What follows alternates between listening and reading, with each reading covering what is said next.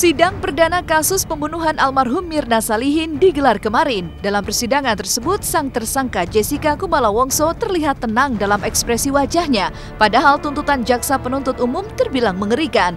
Pasal 340 dengan ancaman hukuman mati atau penjara seumur hidup dialamatkan jaksa penuntut umum pada Jessica Wongso.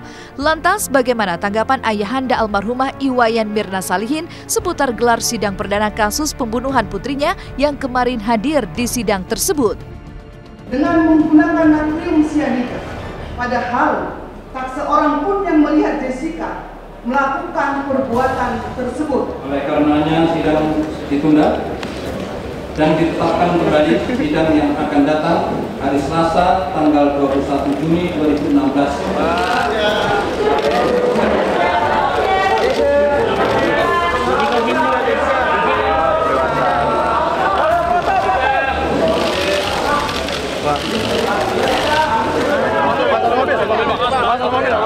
Bukan mati lah, mati.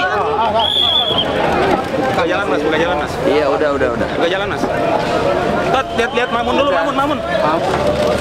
Iya, sama aja jawabannya sama. Hukuman mati kalau bisa. Ya hukuman mati kalau bisa. Mati ya, gantung. Harus mati. Ya terserah, ya nanti terserah hakim ya. Dakwaannya itu lompat-lompat, alurnya karena pembunuhan berencana, rencananya nggak jelas, menaruhnya nggak ada, itu harus batal demi hukum.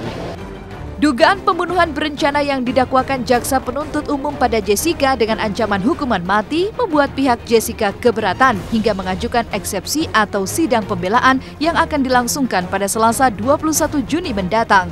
Lantas, bukti apa yang dimiliki pihak Jessica untuk menangkis dakwaan jaksa penuntut umum? Lalu fakta apa yang membuat ayahanda Mirna begitu yakin putrinya diracuni oleh tersangka?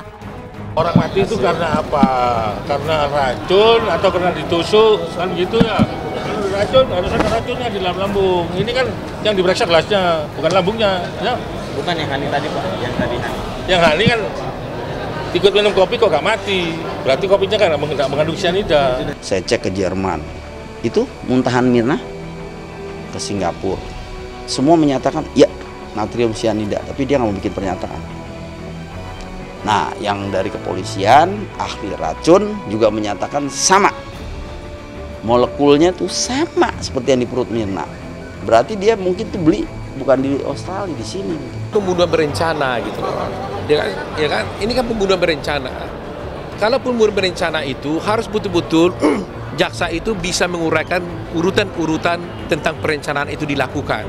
Ya udah sekalian aja rencana, terus belinya di mana ya. Terus kenapa? Om sendiri mau nanya sama Jessica, kenapa dia bunuh anak Om? Ya kalau dia mau sampai ke tukang jualannya, terus tukang jualnya tanya lagi belinya di mana lo? Ngegali itunya cyanidanya, nggak bikin kimianya di mana? Ya nggak ada habisnya kali. Kita buktiin aja ngeracun di mana. Nah itu aja. Keyakinan ayahanda Mirna bukan tanpa alasan. Pasalnya, Darmawan memiliki bukti otentik berupa kesaksian yang menguatkan jika Jessica lah yang telah menghilangkan nyawa almarhumah Mirna lewat kopi bercampur sianida.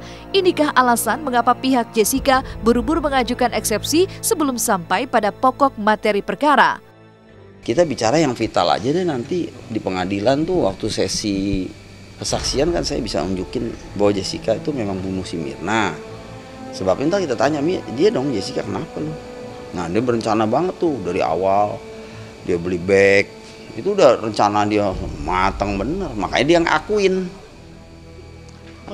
Karena ya gini ya, dia kan ngakuin nih. Saya kan sering cerita tuh di TV.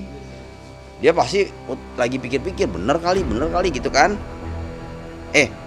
Maksudnya ketahuan nih gue gitu kan. Makanya dia buru-buru eksepsi di depan. Mirna sudah di Jakarta, Jessica di Australia. Jadi kalau berencana dengan sakit hati itu berarti Jessica khusus terbang dari Sydney datang ke sini untuk menemui Mirna dan membunuhnya. Wah ini kan luar biasa nih. Makanya saya katakan motif ini sangat dangkal sekali. Ya biar aja namanya gue pengacara ya. Kasih aja dia. Kasih eksepsi, kasih semua. Nanti kan yang tentukan hakim. Ya kita lihat aja kerjanya nanti dari pengadilan kita ini apakah berjalan gimana ya, insya Allah berjalan dengan baik. Selain minta dibatalkan tentunya kami meminta agar Jessica dilepaskan dari tahanan tentunya. kemudian kita juga minta agar dipulihkan hak-hak dipulihkan hak-hak martabat daripada Jessica tentunya. Lantas, bagaimana tanggapan praktisi hukum seputar kopi maut yang menewaskan Iwayan Mirna Salihin?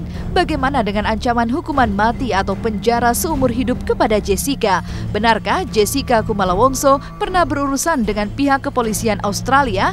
Bukti hukum apa yang bisa menggiring Jessica terjerat pasal 340? Itu sudah direncanakan matang dengan menghendaki kematian saudari Mirna gitu.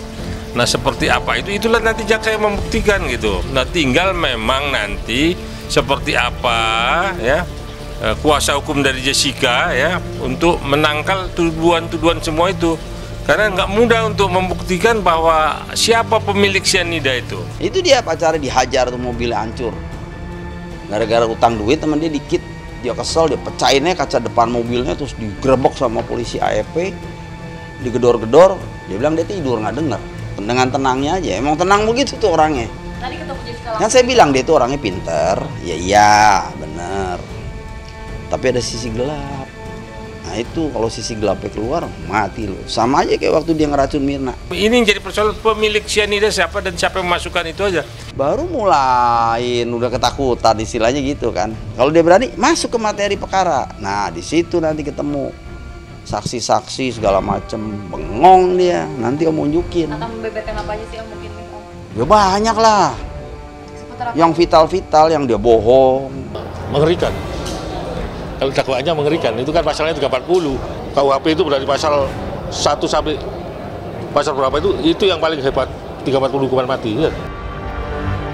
Disambangi petugas tata kota, Ferry Irawan lepaskan tembakan ke udara. Sesaat lagi, hanya di Was Was Top Story.